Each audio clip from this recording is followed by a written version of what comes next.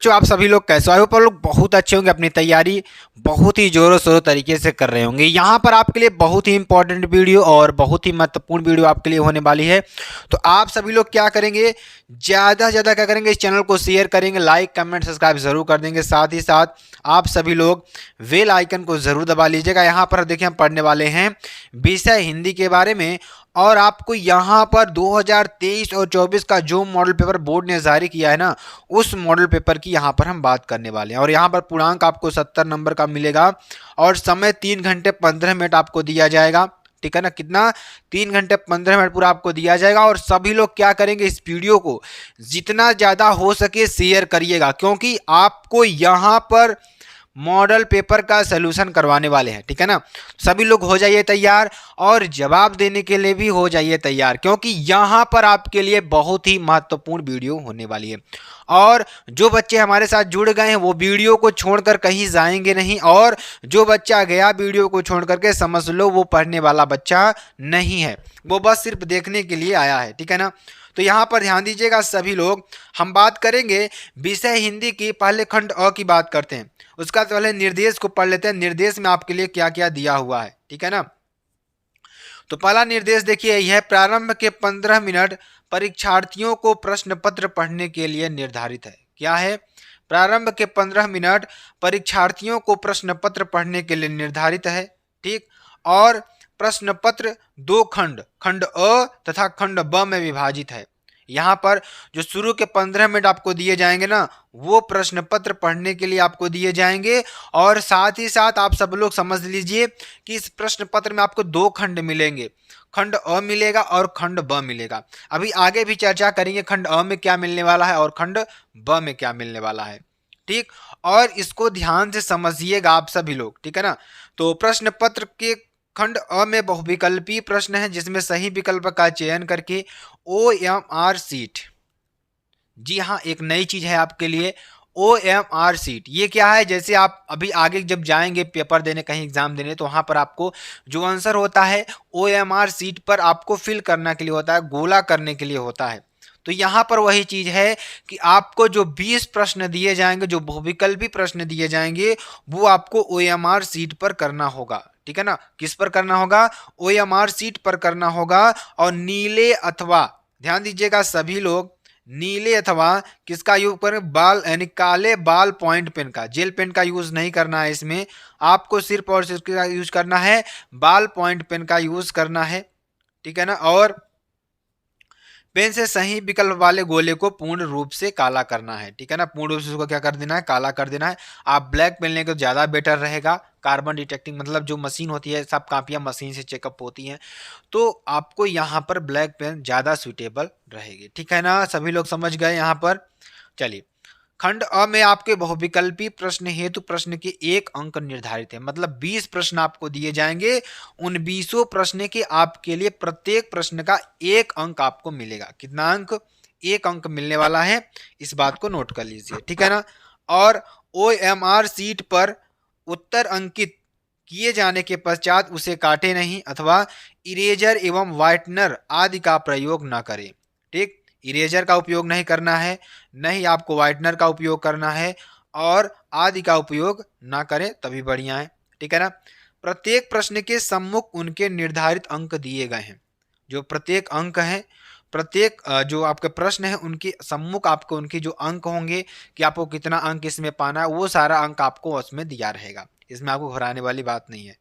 ठीक है ना, अब चलिए स्टार्ट करते हैं। आपको थोड़ा सॉल्व करने का प्रयास, और आप लोग भी इसका जवाब देने का प्रयास करिएगा और कहीं जाइएगा मत, क्योंकि आपके लिए very very most important video है और बहुत ही महत्वपूर्ण वीडियो है। ठीक है ना, तो सभी लोग क्या करेंगे, ज़्यादा चैनल को शेयर करेंगे, लाइक कमेंट सब जरूर कर देंगे। साथ ही साथ आप सभी लोग बेल आइकन को जरूर दबा लीजिएगा। ठीक है ना, चलिए अब यहाँ पर हम बात करने वाले हैं बहुविकल्पी प्रश्न खंड अ की बात करेंगे। ठीक, खंड अ में देखिए, बाबू गुलाब राय किस युग के लेखक हैं। सभी लोग कमेंट करके बताएंगे कि बाबू गुलाब राय किस युग के लेखक हैं। ठीक है ना, तो बाबू गुलाब राय किस युग के लेखक हैं। यहाँ पर अगर आंसर की बात करें मेरे प्यारे बच्चा लोग, तो किस युग के लेखक हैं, यहाँ पर आंसर आपका हो जाएगा द्विवेदी युग। किस युग के, द्विवेदी युग के लेखक हैं। और इस प्रश्न को आप लिख लीजिए। ठीक है ना। अगला प्रश्न देखिए, चिंतामणि किस विधा की रचना है? विधा मतलब जैसे निबंध हो गया, कविता हो गई, कहानी हो गई, आत्मकथा हो गया, नाटक हो गया और उपन्यास हो गया। ये सारी क्या होती है? विधाएं होती है। कितनी तरीके से जो हिंदी में विधाएं लिखी जा सकती हैं, वो सारी चीजों को यहाँ पर पूछा जा रहा है।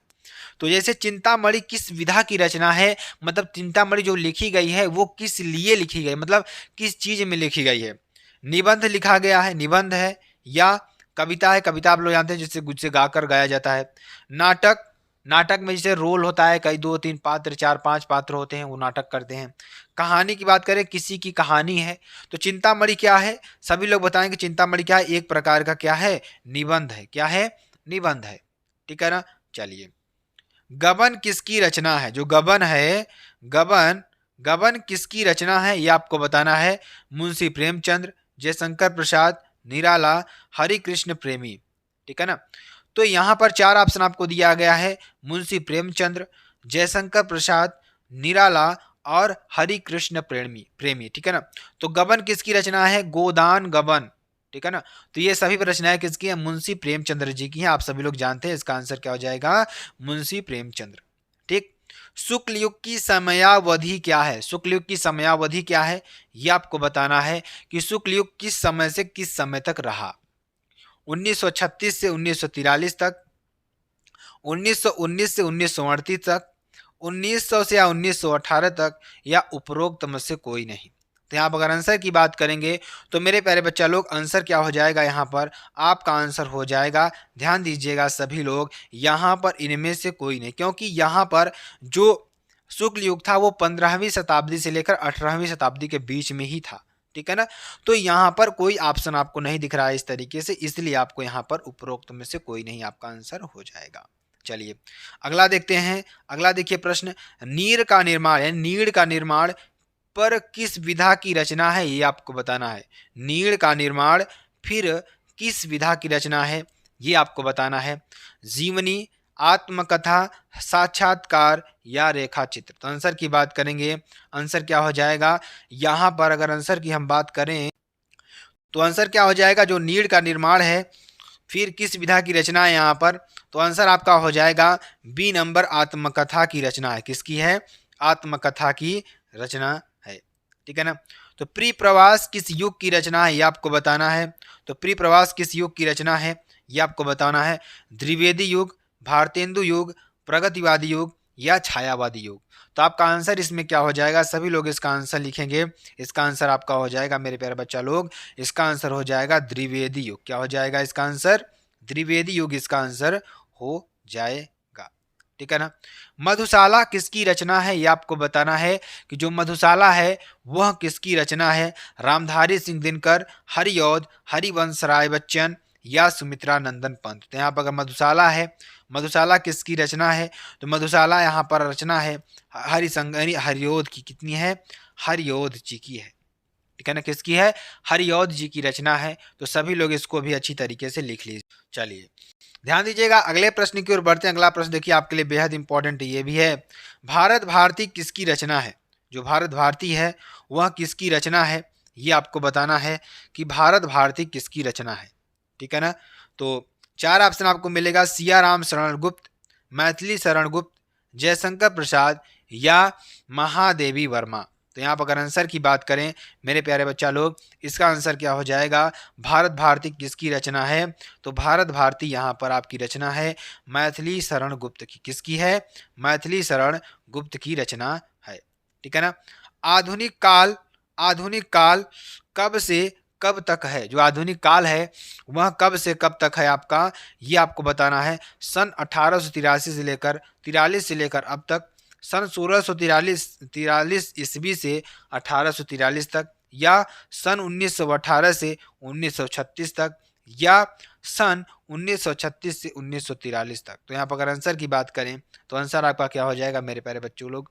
जो आधुनिक युग है वह आपका था 1643 से लेकर 1843 से बीच का था। 1643 से लेकर 1843 तक था। ठीक है ना। ये आपके लिए हो जाएगा, जो कि बेहद बहुत इंपॉर्टेंट है, बहुत ही महत्वपूर्ण है। तो जो आपकी भारत भारती रचना है, भारत भारती रचना किसकी रचना है? तो भारत भारती आपकी रचना है मैथिली शरण गुप्त की। किसकी है? मैथिली शरण गुप्त की। मतीराम किस युग के कवि हैं? जो मतीराम थे वह किस युग?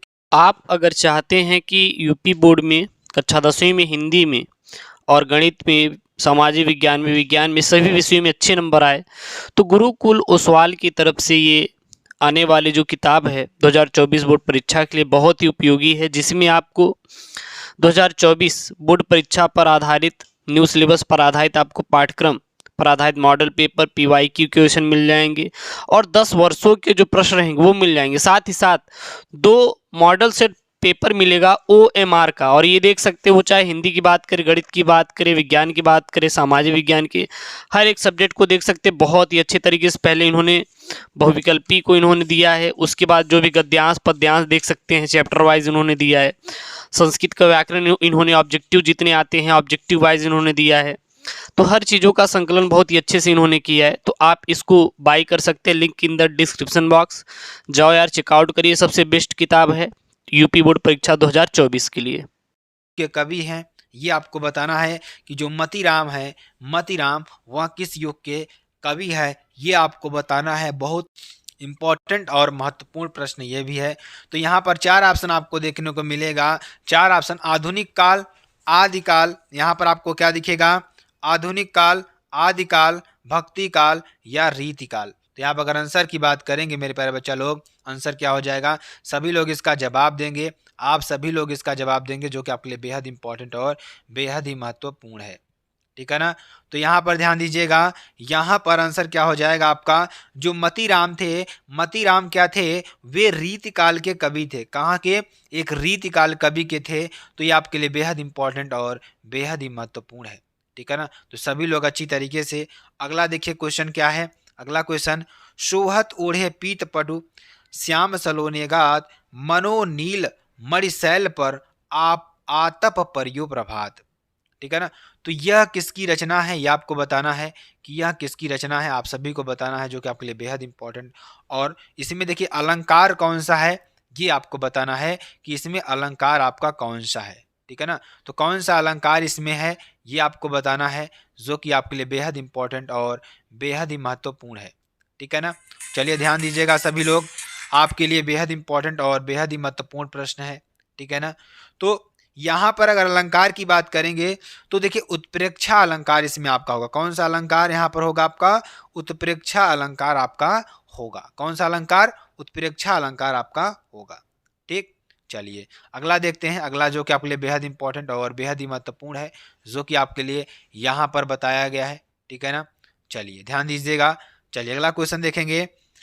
आकर्षण शब्द में किस उपसर्ग का प्रयोग किया गया है? ठीक है ना? अब देखिए आकर्षण शब्द का जो यहां पर ध्यान दीजिएगा, आकर्षण शब्द में किस उपसर्ग का प्रयोग किया गया है ये आपको बताना है, जो कि बेहद इंपॉर्टेंट और बेहद ही महत्वपूर्ण है आपके लिए। ठीक है ना? तो आकर्षण शब्द में कौन से उपसर्ग का उपयोग किया गया है? तो आकर्षण शब्द में आपका आ उपसर्ग है, उसका उपयोग किया गया। किसका? ध्यान दीजिएगा, आ उपसर्ग का उपयोग किया गया है। ठीक है ना? रचना के आधार पर वाक्य के कितने भेद हैं ये आपको बताना है कि रचना के आधार पर हमारे पास वाक्य के कितने भेद होते हैं। तो रचना के आधार पर जो वाक्य के भेद होते हैं मेरे प्यारे बच्चा लोग, सभी लोग जान लीजिए, यहाँ पर 3 प्रकार के होते हैं। कितने प्रकार के? 3 प्रकार के होते हैं। ठीक है ना? पीताम्बर में कौन सा समास है ये आपको बताना है कि पीताम्बर में कौन सा समास है आपके लिए। ठीक है ना? तो पीताम्बर में 4 ऑप्शन आपको दिख रहा है, कर्मधारय, द्वंद्व समास, बहुव्रीहि समास या तत्पुरुष समास। तो यहाँ पर आंसर क्या हो जाएगा? पीताम्बर में कौन सा समास है? तो पीताम्बर की बात करेंगे तो पीताम्बर में आपका है बहुव्रीहि समास। कौन सा समास? बहुव्रीहि समास है। आप सभी लोग भी आंसर देते चलिएगा, अच्छी तरीके से समझते चलिएगा, ताकि आपको हम यहाँ पर अच्छी तरीके से समझा भी पाएँ। ठीक है ना? तो सभी लोग अच्छी तरीके से समझिएगा और अच्छी तरीके से सॉल्व करने का प्रयास करिएगा। ठीक है ना? सभी लोग अच्छी तरीके से प्रयास करने का प्रयास करिएगा। ठीक है ना? चलिए ध्यान दीजिएगा, अगला क्वेश्चन देखते हैं। अगला प्रश्न देखिए आपके लिए क्या है, जो कि आपके लिए बेहद इंपॉर्टेंट और बेहद ही महत्वपूर्ण है। आंसू का तत्सम रूप क्या है? आंसू का तत्सम रूप क्या है ये आपको बताना है कि आंसू का तत्सम रूप क्या होता है। ठीक है ना। अश्रु, अंशु, रोना या आंख, तो आंसर क्या हो जाएगा आपका अश्रु, क्या हो जाएगा अश्रु आपका आंसर हो जाएगा, ठीक है ना।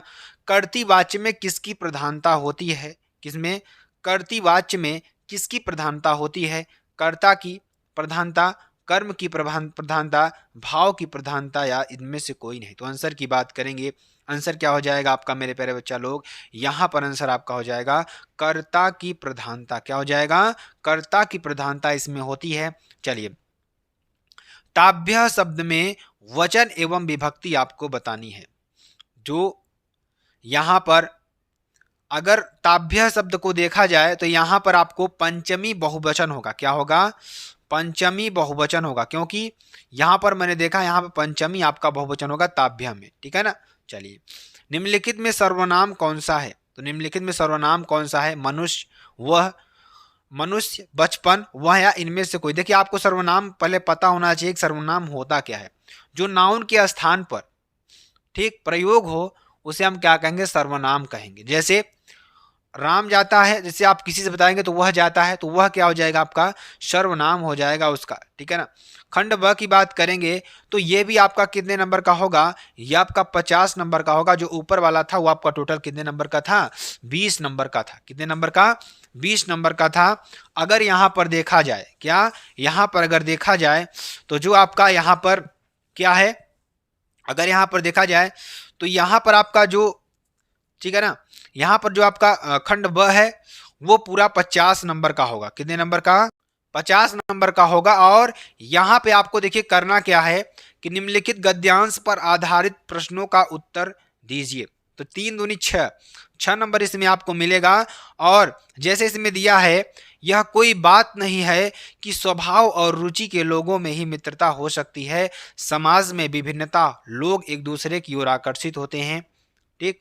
जो गुण हम में नहीं है, हम चाहते हैं कि कोई ऐसा मित्र मिले जिनमें वे गुण हो। चिंताशील मनुष्य प्रफुल्लित चित्त का साथ ढूंढता है, निर्बल बलि का, धीर उत्साही का, उच्च आकांक्षा वाला चंद्रगुप्त युक्ति और उपाय के लिए चाणक्य का मुंह ताकत, नीति विसारवाद अकबर मन बहलाने के लिए बीरबल की ओर देखता था, बीरबल की ओर देखता था। तो इसमें आपको क्या पूछेगा, पूछेगा कि उपर्युक्त गद्यांश का संदर्भ लिखिए, पहला प्रश्न ये पूछेगा। दूसरा पूछेगा गद्यांश की रेखांकित अंश की व्याख्या कीजिए। तीसरा प्रश्न आपसे पूछेगा लेखक के अनुसार समाज में विभिन्नता देखकर लोग एक दूसरे की ओर क्यों आकर्षित होते हैं, ठीक, ये आपसे पूछेगा। चलिए, अथवा नंबर में देगा आपको, वही जो ऊपर वाला है वही चीज इसमें भी है, ठीक। दिए गए पद्यांश पर आधारित 3 प्रश्नों के उत्तर दीजिए। जैसे इसमें दिया है, चरण कमल बंदो हरिराई, जाक कृपा पंगु गिरलई हो, अंधे को सब कुछ दर्शाई, बहिरे सुने गूंग पुनि बोले, रंग चले सिर छत्र धराई, सूरदास स्वामी करुणामय, बार बार बंदो तिहि पाई, ठीक है ना। तो ये आपके लिए क्या हो जाएगा, यहाँ पे आपको उपयुक्त पद्यांश का संदर्भ लिखिए, रेखांकित अंश की व्याख्या कीजिए, उपयुक्त पंक्तियों में कौन सा अलंकार है ये आपको बताना है, ठीक। अब देखिए, जैसे यहाँ पर दिया है, दिए गए संस्कृत गद्यांश में से किसी एक का संदर्भ सहित हिंदी में अनुवाद कीजिए। एषा नगरी भारतीय संस्कृति संस्कृत भाषायाश्च केंद्रस्थलम अस्ति, इत एवं संस्कृत वाङ्मयस्य संस्कृत चेस्त आलोकः सर्वत्र प्रसिद्धः, मुगल युवराजः दारासिकोः अत्रागत्य भारतीय दर्शन शास्त्राणाम् अध्ययनम् अकरोत्, सतेषां ज्ञानेन तथा प्रभावितः अभवत् यत् तेन उपानिषदाम् अनुवादः पारसी भाषायां कारितः, ठीक है ना। तो ये आपके लिए हो जाएगा। इसका भी आपको क्या है, इसमें 5 नंबर आपको मिलेगा, इसका भी आपको संदर्भ लिखना है। और उसके बाद 4th नंबर में आपको क्या देगा, दी गए संस्कृत पद्यांश में से किसी एक का संदर्भ सहित हिंदी में अनुवाद कीजिए। तो मानम हित्वा प्रियो भवति, क्रोधम हित्वा न सोचति, कामम हित्वार्थमान भवति, लोभम हित्वा सुखी भवेत, ठीक है ना। उसके 5वें नंबर में आपसे पूछेगा, अपने पठित खंडकाव्य के आधार पर निम्नलिखित प्रश्नों में से किसी एक का उत्तर दीजिए। तो जो आपने खंडकाव्य पढ़ा हुआ है वो खंडकाव्य से आपको यहाँ से को ढूंढना है। जैसे अग्र पूजा पूछता है प्रयागराज में, तो प्रयागराज में आपको यहाँ पर अग्र पूजा कर देना है। ठीक है ना। उसके बाद 6वें नंबर में आपसे पूछेगा कि दिए गए लेखकों में से किसी एक का जीवन परिचय लिखते हुए उसकी एक प्रमुख रचना का उल्लेख कीजिए। तो जैसे डॉक्टर राजेंद्र प्रसाद हो गए, जयशंकर प्रसाद या आचार्य रामचंद्र शुक्ल। तो यहाँ पे आपको 3 ऑप्शन देखने को मिलेगा। 3 में से किसी एक का आपको करना रहेगा, जिसे 5 नंबर इसमें आपको मिलेगा। दिए गए कवियों में से किसी एक का जीवन परिचय देते हुए उनकी एक प्रमुख रचना का उल्लेख कीजिए। जैसे कवि इसमें आ गए तो रामचंद्र शुक्ल, गोस्वामी तुलसीदास, सुमित्रानंदन पद्र और महाकवि सूरदास। किसी एक का करना होगा आपको इसमें से भी। ठीक। 7वें नंबर की बात करेंगे तो 7वां नंबर देखिए, निम्नलिखित में से किन्हीं 2 प्रश्नों का उत्तर संस्कृत में दीजिए। तो आपको किन्हीं 2 का उत्तर संस्कृत में देना है। निम्नलिखित में किसी एक विषय पर निबंध आपको लिखना है। निबंध आपसे पूछेगा जैसे पर्यावरण संरक्षण के उपाय, आतंकवाद कारण एवं निवारण, जनसंख्या लाभ हानि या नारी सशक्तिकरण। ये आपको कर देना है, ठीक है ना। और अपनी विशेष रुचियों का उल्लेख करते हुए अपने मित्र को एक पत्र लिखिए, अथवा उत्तर मध्य रेलवे को एक शिकायती पत्र लिखिए जिसमें टिकट निरीक्षक द्वारा किए गए अभद्र व्यवहार का उल्लेख हो। तो ध्यान दीजिए, अपने विशेष रुचियों के उल्लेख करते हुए अपने मित्र को एक पत्र लिख अपने मित्र को पत्र लिख सकते हैं, या उत्तर मध्य रेलवे को शिकायती पत्र यानी एप्लीकेशन आपको लिखना होगा जिसमें टिकट निरीक्षक द्वारा किए गए अभद्र व्यवहार का उल्लेख हो। ठीक। तो ये रहा आपका कुल पूरा मॉडल पेपर मेरे प्यारे बच्चा लोग। अगर आपको वीडियो पसंद आती है तो चैनल को लाइक शेयर कमेंट सब जरूर कर सकते हैं। फिर मिलते हैं नेक्स्ट वीडियो में नए टॉपिक के साथ। तब तक के लिए मेरे प्यारे बच्चों, जय हिंद जय भारत।